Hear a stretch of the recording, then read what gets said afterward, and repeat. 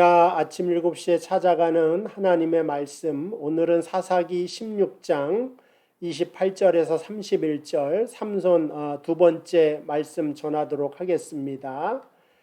사사기 16장 28절 삼손이 여호와께 부르짖어 이르되 주 여호와여 구하옵나니 나를 생각하옵소서. 하나님이여 구하옵나니 이번만 나를 강하게 하사 나의 두 눈을 뺀 블레셋 사람에게 원수를 단번에 갚게 하옵소서 하고 삼손의 집을 버틴 두 기둥 가운데 하나는 왼손으로 하나는 오른손으로 껴 의지하고 삼손이 이르되 블레셋 사람과 함께 죽기를 원하노라 하고 힘을 다하여 몸을 굽히매 그 집이 곧 무너져 그 안에 있는 모든 방백들과 온 백성에게 덮이니 삼손이 죽을 때에 죽인 자가 살아 있을 때 죽인 자보다 더욱 많았더라. 그의 형제와 아버지의 온 집이 다 내려가서 그의 시체를 가지고 올라가서 소라와 에스다올 사이 그의 아버지 마노아의 장지에 장사하니라. 삼손이 이스라엘의 사사로 20년 동안 지내었더라. 아멘.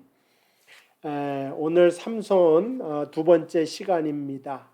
삼손의 전생애가 어떠한 교훈을 주는지 좀 크게 좀 생각해 보면서 은혜를 나누려고 합니다. 삼손은 사사기의 가장 유명한 사람 중에 한 사람이고, 그런데 유명하고 모든 사람이 그의 이름을 잘 알고 있지만 사사로서 그가 성공했던 사람인가 실패한 사람인가 한 가지를 정하기가 참 애매합니다.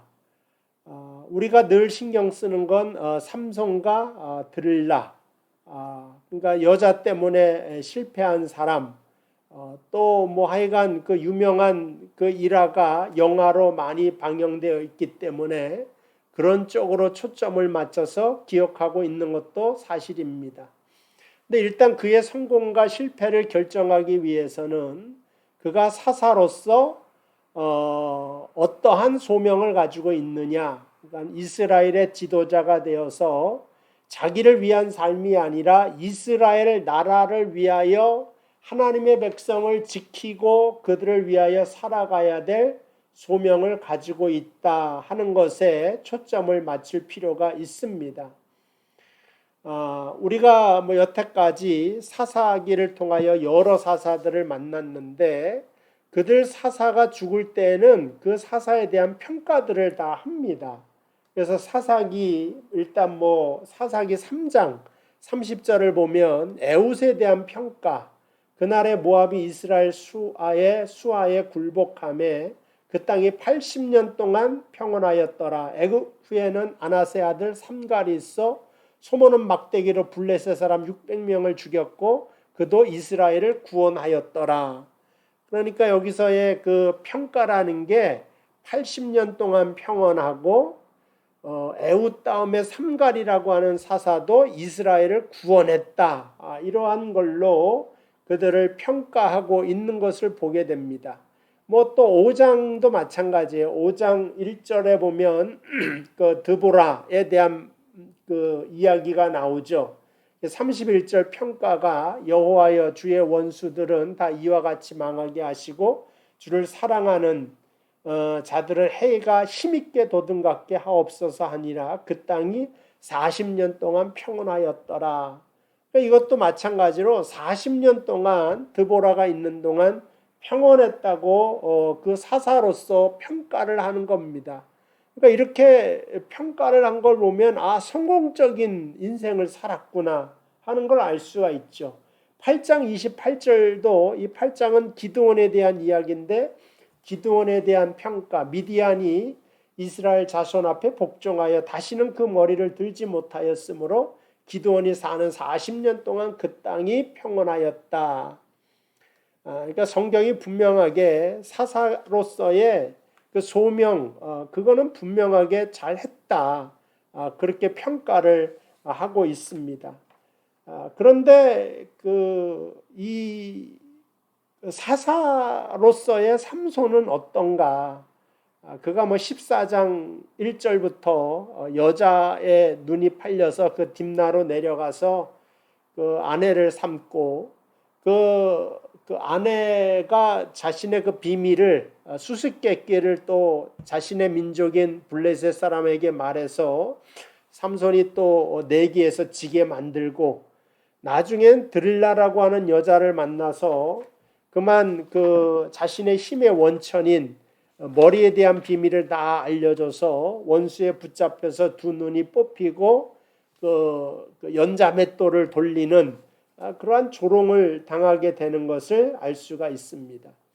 그러니까 삼손은 그가 살아있는 동안 한 번도 나라를 위하여 일하지 않습니다. 오늘 맨 마지막 절 읽었는데 단번에 이 원수를 갚게 해달라고. 근데 나라의 원수냐? 그게 아니죠. 자기 자신에 대한 원수를 갚게 해달라고 하나님께 기도를 합니다.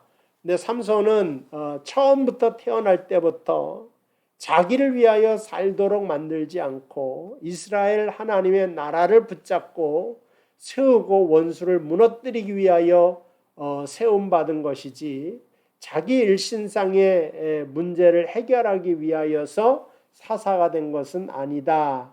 그렇게 볼 수가 있습니다.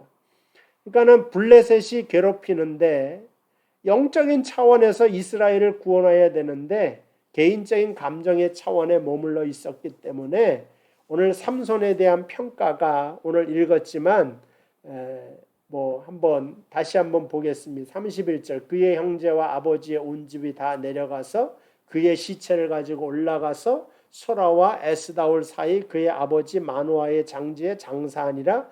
삼손이 이스라엘의 사사로 20년 동안 지냈더라. 이 맨 마지막의 평가가 삼손은 지냈더라. 다른 사사들은 그가 있는 동안 이스라엘이 평온하였더라. 이스라엘을 구원하였더라. 이렇게 달라지는 겁니다. 그러니까 성경의 평가는 삼손은 사사로서 실패한 사람임에 틀림이 없다. 그렇게 생각할 수가 있는 것입니다. 왜 그런 판단을 내릴 수밖에 없는가? 그 사사기는 영웅들의 그 열전을 말하는 것이 아니라 하나님의 축복과 권능으로 보호받는 이스라엘이 왜 환난 속에 지낼 수밖에 없는가에 대한 고발이 사사기에 다 나온단 말이죠. 원래 이스라엘은 군대가 필요 없어요. 왜냐? 하나님이 인도하시고 하나님이 지키시는 나라이기 때문에 그렇습니다. 그들이 애굽에서 나올 때 군대의 힘으로 나온 게 아니라 홍해에서 애굽의 병사들이 바다에 다 빠져 죽었는데 군대 때문에 이긴 것이 아니고 가나안 땅을 정복하는데 여리고성이 어떻게 무너졌습니까? 하나님에 대한 그 명령에 순종하여 다 무너뜨리고 이겼단 말이죠. 그러니까 이스라엘은 세상의 나라와 다른 겁니다. 군사력으로 일어서는 나라가 아니라 여호와의 이름으로 일어서는 나라다. 근데 그 여호와의 이름, 능력, 권능을, 사랑을 잃어버렸기 때문에 이스라엘이 망하게 되고 하나님 앞에 항복했던, 그러니까 애굽 같은 사람 왼손잡이잖아요. 약점 있는 사람이 하나님께 붙잡힌 바 쓰임 받으니까 그 신의 백성이라고 하는 그 선택 선민이라고 하는 이스라엘을 구원하는 거꾸로 된 거죠. 드보라 같은 그 여자가 이스라엘을 구원하게 만들고 기드온처럼 겁쟁이가 이스라엘을 구원하게 만들고, 근데 이 약점 있는 사람은 다 하나님께 인생을 드리고 항복했던 사람들이 이스라엘을 구하는 것을 통하여 이스라엘 사람들로 하여금 하나님께 돌아오고자 하는 분명한 메시지를 사사기는 우리에게 보여주고 있는 것입니다. 근데 삼손은 거꾸로예요. 처음 태어날 때부터 하나님의 천사가 나타나서 내가 임신을 하고 아들을 낳을 거다. 나실인이기 때문에 독주를 마시게 하지 마라. 이거 수태고주까지 다 합니다. 신약에 예수님 정도 아들을 낳아 사무엘 정도 몇 사람 안 돼요. 그렇게 아주 확실하게 하나님의 은혜 속에 태어난 사람입니다. 근데 삼손만큼 축복 속에 나온 사람이 없는데도 불구하고 또 정말 그 이름 자체도 대단한 이름을 가지고 있죠. 이름 자체가 강한 자라고 하는 뜻입니다. 세상에서 가장 커다란 힘으로 당나귀 턱뼈로 1,000명이나 되는 사람을 무찌르는 그런 사람이고, 여우 300마리를 붙잡아서 꼬리를 묶어갖고 불을 당긴 다음에 이거 블레셋의 모든 곡식을 다 태워버리는, 힘만 좋은 게 아니라 머리도 쓸 줄 안단 말이죠. 다재다능한 사람입니다. 무슨 일이든지 할 수 있는 강한 사람입니다. 근데 그가 바로 실패를 했다. 그것을 사사기서는 고발하는 겁니다. 그러니까 하나님께 붙잡힌 바 되어 하나님께 항복하여 살아가는 인생은 왼손잡이든 여자든 겁장이든 자신의 소명 다 감당했는데, 그렇지 못한 사람은 아무리 가진 것이 많아도 별로 그렇게 소용되는 것이 없고 자기 원한만 쫓아가면서 살았던 인생이다. 이제 그것을 우리에게 보여주는 것입니다. 그리고 이스라엘에게 보여주는 거죠. 너희가 아무리 하나님의 선민이라도 하나님을 떠나 있으면 비참해질 수밖에 없다는 겁니다. 오늘 우리가 예수 믿는 사람으로 이 세상을 살아가는데 우리도 마찬가지입니다. 베드로전서 2장 9절 말씀 보면 우리가 누구인가에 대하여 정확하게 말해주는데, 너희는 택하신 족속이요 왕같은 제사장들이다. 거룩한 나라여 그의 소유된 백성이니 이는 너희를 어두운 데서 불러내어 그의 기이한 빛에 들어가게 하신 이의 아름다운 덕을 선포하게 하려 함이라. 그러니까 우리는 택한 족속이요 왕같은 제사장이다. 삼손과 같은 축복 속에 있는 사람입니다. 이 땅에 누가 이러한 하나님의 은혜를 받은 백성이겠습니까? 이스라엘이나 우리나 지금 똑같단 말입니다. 그런데 한 가지 기억해야 될 것은 왕같이 이 세상을 살아가지만 또 제사장이라는 거예요. 제사장은 뭡니까? 나를 위해 사는 것이 아니라 남을 위해 사는, 남을 위하여서 복을 빌어주고 축복권이 있습니다. 나를 축복하는 게 아니라 남을 축복하려는 거예요. 이게 축복권이죠. 그 다음에 제사를 지내는데 속죄제를 내 죄를 사하는 게 아니라 남의 죄가 사함받는 길을 열라고 하는 게 제사장이 되는 것입니다. 그래서 주님께서 너희 두세 사람이 모여서 내 이름으로 기도하는데 땅에서 매면 하늘에서도 맬 것이고, 땅에서 풀면 하늘에서도 푼다 이거죠. 이건 베드로부터 시작하여서 지금까지 하나님께서 우리에게 주신 복이 얼마나 큰가를 짐작하게 만들고, 겨자씨만한 믿음이 있을지라도 이 산더러 옮겨 저 바다에 던지우라 해도 그렇게 그냥 될 것이다. 그러니까 겨자씨는 씨앗 중에 가장 작은 씨인데 눈에 잘 보이지도 않죠. 근데 커피 숟가락으로 뜰 수 있는 정도의 믿음이면 얼마나 커다란 일을 하겠습니까? 그런데 우리가 지금 혹시 이스라엘처럼 살고 있는 것은 아닌가? 영향력을 세상에 주지 못하면서 세상과 흡수되어 세속적으로 살아가는 모습을 통하여 하나님이 없을 때 이스라엘처럼 세상에 붙잡혀 블레셋에 붙잡혀 조롱당할 수밖에 없다. 그것이 우리의 모습일까 봐 걱정이고, 사실은 그렇게 살지 않는다고 당당하게 말할 수가 없기 때문에 참으로 안타깝습니다. 시대의 빛과 소금이 되어서 어디든지 나라와 민족 앞에 바른 소명을 감당해야 됩니다.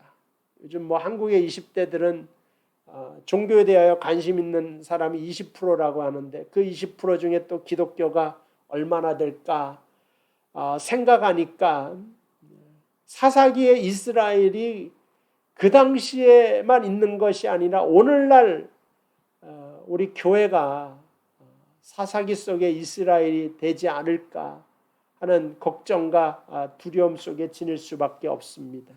그럼 한국교회, 캐나다교회 이렇게 크게 말할 것이 아니라 우리 명성교회, 그 다음에 여러분들 개인을 두고는 어떻게 생각하십니까? 멀리 나갈 필요도 없이 원래 우리 나 한 사람 한 사람이 모여서 한 교회가 되고 교회 한 교회 한 교회가 모여서 사회를 일구고 만들어가고 이 사회 모임 그룹들이 모여서 한 나라를 온전하게 만드는 것이기 때문에 하나님은 항상 나 하나에 관심이 많습니다. 여러분에게 질문하고 싶은 거죠. 교회에 감격을 가지면서 예배 참석한 적이 언제입니까? 글쎄요, 코로나로 1년, 2년 안 드렸다가 한번 예배 탁 오면은 감동이 될지는 모르겠지만 사실은 그런 감동이라도 있으면은 매우 다행스러운 일이라고 생각을 하고 처음 그러니까 말씀을 볼 때마다 감사가 있고 찬양을 부를 때마다 마음에 그 기쁨이 있고 그런 삶을 살아가야 되겠죠.